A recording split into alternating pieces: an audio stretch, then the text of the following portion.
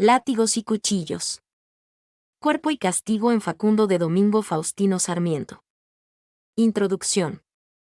La formación social colonial, que se mantuvo vigente hasta mediados del siglo XIX, se estableció a partir de la importación de las relaciones de producción de la metrópoli europea, que a su vez se encontraba retrasada con respecto a las otras naciones de ese continente que desarrollaban una estructura económica capitalista. La contradicción entre la formación feudal de España con la incipiente burguesía criolla y como resultado de su maduración llevó a la declaración de independencia aprovechando una coyuntura particular como fue la invasión napoleónica a la misma metrópoli. Sin embargo, las contradicciones internas entre la burguesía local y las estructuras de tipo feudal vernáculas no hallarían solución hasta varias décadas después, durante el último cuarto del siglo XIX. Es dentro de estas contradicciones en las cuales Domingo Faustino Sarmiento publica Facundo o Civilización y Barbarie 1845, describiendo la obsoleta estructura feudal y haciendo centro en Juan Manuel de Rosas, tomándolo como el máximo responsable de la misma, o al menos como la expresión más acabada de este régimen al que el autor propugnaba con terminar. Teniendo en cuenta los actos de castigo y la impartición de una forma de justicia privada sobre el cuerpo varias veces narrados en el texto.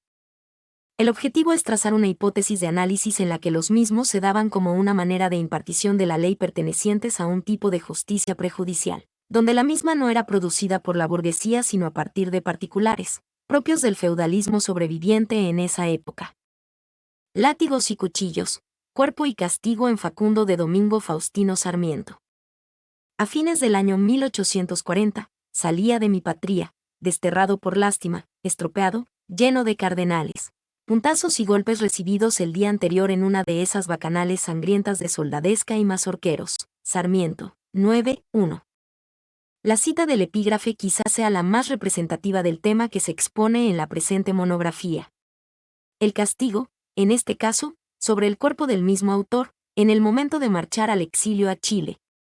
Los mazorqueros, aquí citados, eran miembros de la Sociedad Popular Restauradora que como grupo parapolicial ejercían una manera de justicia privada, o bien, para ser más precisos, una manera prejudicial de ejercer la misma. Esta utilizaba toda una simbología con el fin de ejercer su dominación y opresión por el régimen rosista y es digno de ser mencionado ya que las mismas se ejercían en el cuerpo de los opositores que resultaban víctimas de la misma, como la divisa Punzó II, que en un principio era su emblema. Terminó siendo el emblema de toda la Confederación y fue establecida como obligatoria para toda la ciudadanía. El no uso de la misma era severamente penado, llegando incluso a la muerte.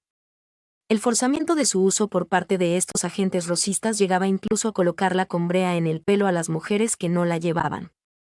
La imposición de esta simbología no establece, claro está, funciones de pertenencia sino de dominación capilar que se ejerce dentro de distintas formas de dominación que se puede dar entre los distintos sujetos sociales.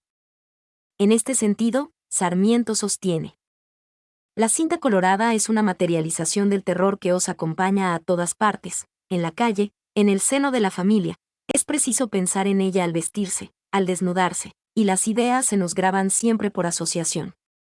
Y además, la historia de la cinta colorada es muy curiosa.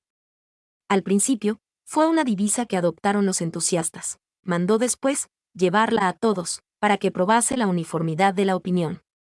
Se deseaba obedecer, pero al cambiar de vestido se olvidaba. La policía vino en auxilio de la memoria. Se distribuían mazorqueros por las calles, y sobre todo, en las puertas de los templos, y a la salida de las señoras, se distribuían, sin misericordia, zurriagazos con vergas de toro. Pero aún quedaba mucho por arreglar. ¿Llevaba uno la cinta negligentemente anudada? Vergazos. ¿Era unitario, llevaba chica? Vergazos, era unitario. No la llevaba, degollado por contumaz. No paró ahí ni la solicitud del gobierno ni la educación pública. No bastaba ser federal ni llevar la cinta, que era preciso, además, que ostente el retrato del ilustre restaurador sobre el corazón en señal de amor intenso y los letreros mueran los salvajes inmundos unitarios. Otro elemento semiótico de ejercer el poder es de la vestimenta. El año de 1840, un grupo de mazorqueros rodea en la oscuridad de la noche a un individuo que iba con levita por las calles de Buenos Aires. Los cuchillos están a 2 dedos de su garganta. Soy Simón Pereira, exclama. Señor, el que anda vestido así se expone. Por lo mismo me he visto así, ¿quién sino yo anda con levita? Lo hago para que me conozcan desde lejos. 137. Y establece una asociación de la mazorca con la Edad Media europea, que lo hace reiteradamente a lo largo del texto. La mazorca, con los mismos caracteres, compuesta de los mismos hombres, ha existido en la Edad Media en Francia, en tiempo de las guerras de los partidos de los Armagnac y del Duque de Borgoña. Análisis histórico. Para poder analizar en primer lugar la base estructural de las relaciones de producción de esta época debemos partir desde el análisis de la etapa colonial, ya que estas relaciones no eran endógenas sino que las mismas fueron impuestas por las fuerzas colonizadoras y donde hubo no solo un mercado de circulación de mercancías sino también un capital que se invertía en el ámbito agropecuario y minero que tenía por objetivo la exportación de estos productos en beneficio de las metrópolis española y portuguesa, y destruyendo los recursos naturales del continente. El imperio colonizador se encontraba en una fase de transición al capitalismo, por lo cual dio origen a una clase dominante que implantó diversas relaciones de producción fundamentalmente de modo precapitalistas, donde el capital comercial se ocupaba de canalizar tanto la importación como la exportación de las manufacturas de Europa. La explotación minera con desarrollo tecnológico por un lado, y la agraria realizada de manera paupérrima por el otro, generó un desarrollo desigual entre las distintas colonias llevando a las primeras a una más rápida integración a los mercados internacionales. La maduración de la crisis en estas relaciones de producción fue una de las causas fundamentales de las declaraciones de las distintas independencias.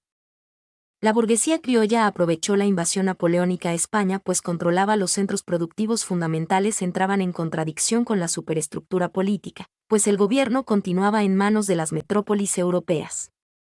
Poder sostener el libre comercio fue uno de los principales propósitos de la Revolución de la Independencia debido al interés de los productores criollos de aumentar las exportaciones, como así también la mejora de los precios. Pero considerar las demandas de tipo económico como un único propósito no es suficiente ya que la misma se planteó también como una serie de reivindicaciones que llevan a esta clase a tomar el poder político para poder imponer sus aspiraciones de clase cuya conciencia se fue desarrollando a través de los ideales revolucionarios como los de la Revolución Francesa y la independencia de los Estados Unidos que se reflejan en Facundo como civilización frente a la barbarie feudal desarrollada por los caudillos federales como Quiroga y fundamentalmente Rosas. A pesar de este cambio de gobierno, la independencia no cambió la estructura económica de la colonia ya que no se produjo una reforma agraria ni se afirmaron las bases para una industria nacional y se suscitaron distintos pactos feudales que en la evolución de las ideas argentinas José Ingenieros plantea de la siguiente manera. Desde la caída de Rivadavia hasta 1853, todos los señores feudales celebraron pactos o alianzas con fines políticos, militares, económicos, procediendo como estados independientes y no como estados confederados. No eran tratados de federación, en ningún sentido, sino convenios entre gobiernos de hecho que habían recuperado su independencia por la disolución de la nacionalidad. Estos tratados que se llevaban a cabo entre caudillos que consistían en brindarse apoyo entre sí y colaborar en la persecución de los enemigos políticos de los demás. Justicia, cuerpo y castigo. La forma de establecer justicia. En estas condiciones podemos figurar como la forma previa al derecho jurídico de las sociedades disciplinarias, donde la justicia se generaba como una reparación a una falta contra el monarca o en el caso vernáculo al caudillo o a la santa causa de la federación. A diferencia de la justicia penal que no fue generada por las clases populares sino por la burguesía, como un instrumento táctico importante en el juego de las divisiones que ella quería introducir, como señala Foucault en Microfísica del Poder.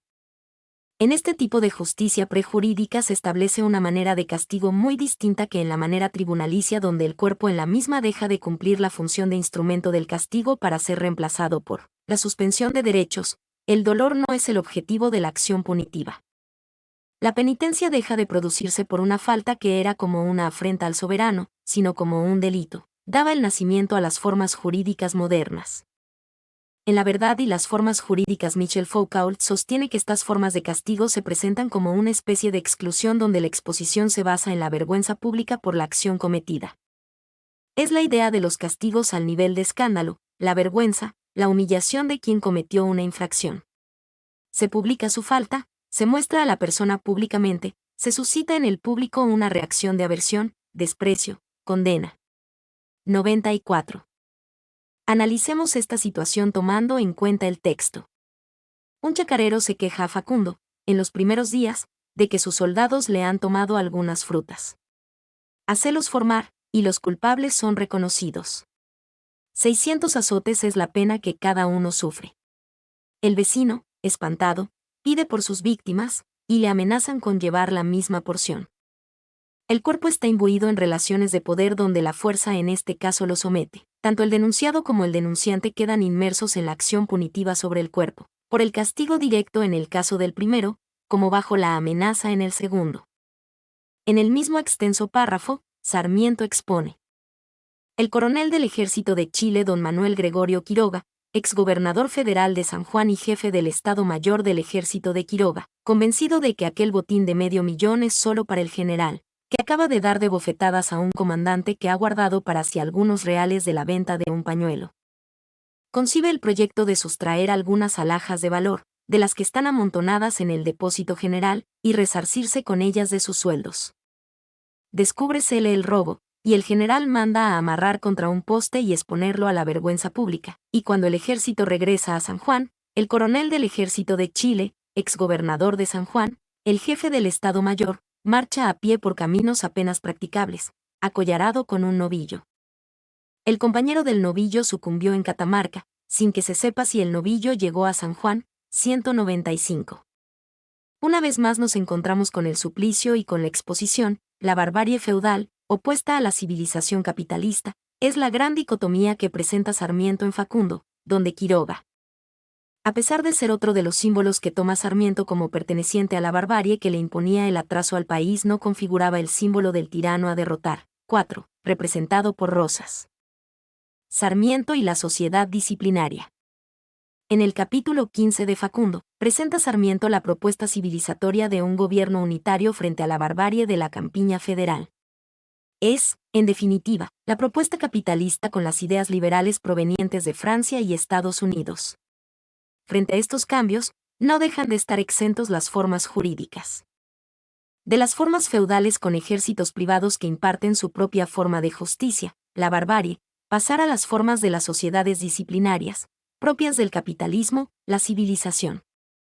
En tal aspecto Sarmiento afirma: porque él ha hecho del crimen, del asesinato, de la castración y del degüello, un sistema de gobierno, porque él ha devuelto todos los malos instintos de la naturaleza humana, para crearse cómplices y partidarios, nuevo gobierno hará de la justicia, de las formas recibidas en los pueblos civilizados, el medio de corregir los delitos públicos.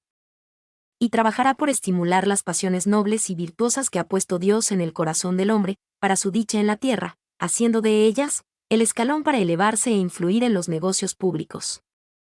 Y agrega: porque él ha gritado durante 15 años mueran los salvajes unitarios, haciendo creer que un gobierno tiene derecho a matar a los que no piensen como él, marcando a toda una nación, con un letrero y una cinta, para que se crea que el que lleva la marca piensa, como le mandan, a azotes, pensar, el nuevo gobierno respetará las opiniones diversas. Porque las opiniones no son, y porque Dios nos ha dado una razón que nos distingue de las bestias, libre para juzgar a nuestro libre arbitrio. El paso al capitalismo trae aparejado también el cambio de las formas jurídicas, como ya habíamos adelantado, el castigo directo sobre el cuerpo. Pasará a una manera indirecta en la sociedad disciplinaria del capitalismo, donde, según sostiene Foucault, en vigilar y castigar el cuerpo se encuentra aquí en situación de instrumento o de intermediario, y, si se interviene haciéndolo trabajar, es para privar al individuo de una libertad considerada a la vez como un derecho y un bien. 20. Desaparece de esta manera el espectáculo, la exposición del suplicio del condenado. La cárcel y la multa son en esta sociedad el instrumento de sanción, o de recuperación, de aquel que ha cometido una falta, no ya contra el monarca sino contra la sociedad misma. El verdugo, encargado de aplicar el castigo de manera directa, es reemplazado por los vigilantes, los médicos, los capellanes, los psiquiatras, los psicólogos, los educadores. 20. Como señala Foucault en este mismo texto. Claro está, esto no significa que la acción del castigo corporal no desaparece por completo en las sociedades disciplinarias, a pesar de que ya no está centrada en el suplicio de aquellos que sufren la pena, sino en la pérdida de un bien o de derechos. Tanto los trabajos forzados, la privación de la vida sexual, los golpes por parte de los carceleros, la reducción alimentaria y el hacinamiento forman parte de los resabios del suplicio prejurídico de manera disfrazada. Lo que concibe la ley penal en las sociedades disciplinarias es la reparación del daño social y por lo tanto su espíritu debe ser pensado para reparar el mal causado y para que el mismo no se repita nuevamente. En el marco del capitalismo, entra en juego la función de la biopolítica. En este ámbito, el cuerpo se halla imbuido en relaciones de poder y de control que lo someten, no solo en el ámbito carcelario sino en la sociedad misma. Es una microfísica del poder para emplear la expresión de Foucault en vigilar y castigar que los aparatos y las instituciones ponen en juego, aunque su campo de validez se sitúa en cierto modo entre esos grandes funcionamientos y los propios cuerpos con su materialidad y sus fuerzas. 36. De este modo Foucault plantea que al analizar esta microfísica del poder se debe renunciar a la oposición entre la violencia y la ideología y a la metáfora de la propiedad. 37. Sin embargo, es importante considerar que si bien el análisis de las superestructuras es vital, no se puede prescindir de la estructura económica si queremos llegar a una conclusión correcta en el conocimiento del cuerpo. Tanto las relaciones de producción como la propiedad sobre los medios forman parte esencial en la misma. Bajo el capitalismo, la relación primigenia con el cuerpo se produce a partir de la separación del trabajador frente a los medios de producción convirtiéndose en mera fuerza de trabajo. La propiedad en este sentido se reduce al control de los medios de producción separada totalmente del trabajo. Mientras que en el proceso de producción se produce una separación entre el uso, que no tiene pertinencia directa, y el intercambio y la acumulación, que son el objeto directo de la acumulación. Punto como señala Eric Hobsbawm en la introducción que realizara en Formaciones Económicas Precapitalistas de Carlos Marx. El cuerpo, en el capitalismo, es enajenado para que cumpla su función como instrumento de la fuerza de trabajo que debe ser vendida y por lo tanto debe ser controlado para que dicho proceso se desarrolle. A partir del mismo podemos analizar los mecanismos de control social que se llevan a cabo en la superestructura ideológica. El progreso planteado por Sarmiento es la emancipación del hombre frente a la naturaleza y su control sobre la misma y donde la propiedad sobre los medios de producción está divorciada del trabajo. El desarrollo del capitalismo en la región mostró de manera incipiente que se basaba en la exportación fundamentalmente agropecuaria. Luis Vital en Introducción para una teoría de la historia para América Latina plantea. Durante este periodo se aceleró el proceso de concentración monopólica de la tierra mediante la conquista de zonas habitadas por comunidades indígenas. Empero, la consolidación de la propiedad latifundiaria no significa necesariamente un reforzamiento del feudalismo. El latifundio latinoamericano estaba dedicado no a la pequeña producción agraria y artesanal sino a la exportación en gran escala de productos para el mercado mundial capitalista. Conclusión. Las relaciones de producción que fueron transferidas a América Latina de manera exógena por la metrópoli fundamentalmente durante el periodo colonial, estableció un sistema feudal que duró hasta mediados del siglo XIX. En el caso particular de nuestro territorio se hizo evidente a partir de los distintos caudillos que lideraban sus territorios. Se generan de esta manera las formas jurídicas propias de esta etapa histórica, donde la justicia se establece de manera particular y llevada a cabo o bien por una disposición directa del líder o por grupos autónomos como la Mazorca durante la segunda gobernación de Rosas, donde el castigo sobre el cuerpo, como la exposición y la humillación frente al mismo se imponían como una afrenta personal de aquel que cometía la falta frente a la autoridad establecida. En Facundo, Sarmiento plantea la necesidad de un cambio de gobierno que consistía en la instauración de un sistema capitalista, también exógeno, tomando el ideario iluminista y el ejemplo de Francia y Estados Unidos. Este cambio de sistema trae aparejado también un cambio en las formas jurídicas, dando paso a la tribunalicia, propio de las sociedades disciplinarias, donde no se centra en el suplicio sobre el cuerpo sino en la pérdida de un bien o un derecho, ya que al ser el cuerpo enajenado para ser herramienta de la fuerza de trabajo, es necesario crear un control sobre la misma, a través de esta superestructura. Otro de los puntos concluyentes en esta monografía es, por lo tanto, que las formas jurídicas que surgen en los distintos momentos históricos de la humanidad no están ajenas a la estructura económica, sino que, por el contrario, son dependientes de la misma. Autor: Claudio Adrián Ariño. Mi nombre es Demim. Soy tu asistente personal. Mi sitio en internet es demim.es.tl.